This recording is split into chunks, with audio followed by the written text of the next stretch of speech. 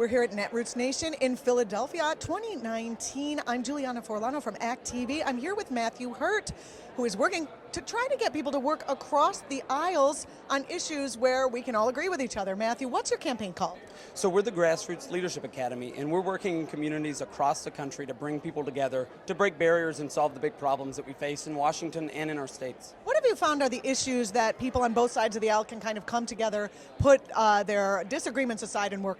I think the big issue right now is criminal justice reform, and I think we've seen that here at Netroots. I see it at Right of Center conferences as well. People are willing to sit down together and solve this big problem. How are people going to, it seems like people, that would be a shoo-in.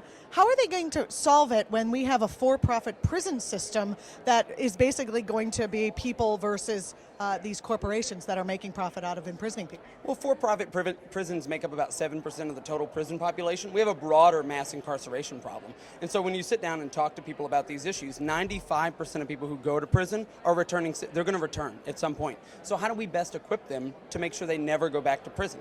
So it's resources while they're in prison, and then jobs and skills training once they get out, so that they are able to go out and find work and contribute to their communities.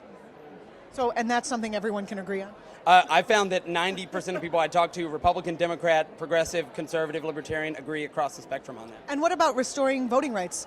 Absolutely, yeah. In states like Florida and others, once you've paid your debt to society, it's important that you get those rights back. And so our organization teaches people about those policies and teaches people how to get their rights back.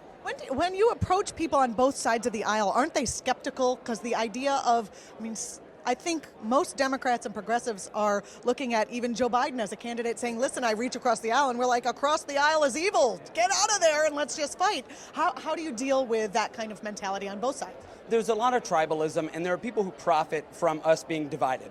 And I think when you sit together face-to-face, in person, to have these conversations, you're able to find common ground and realize that the other person isn't evil.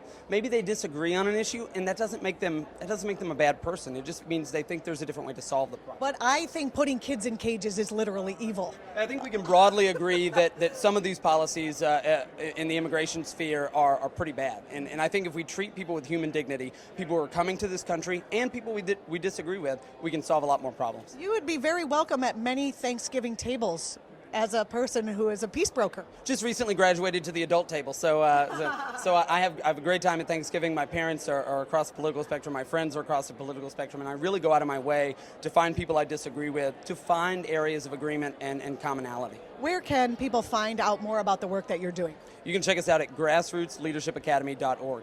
Great, thank you so much. Thank you. You're watching our coverage from Netroots Nation. I'm Julianna Forlano from act.tv. Stay tuned. We're going to bring you more interviews from the great people we're meeting here today.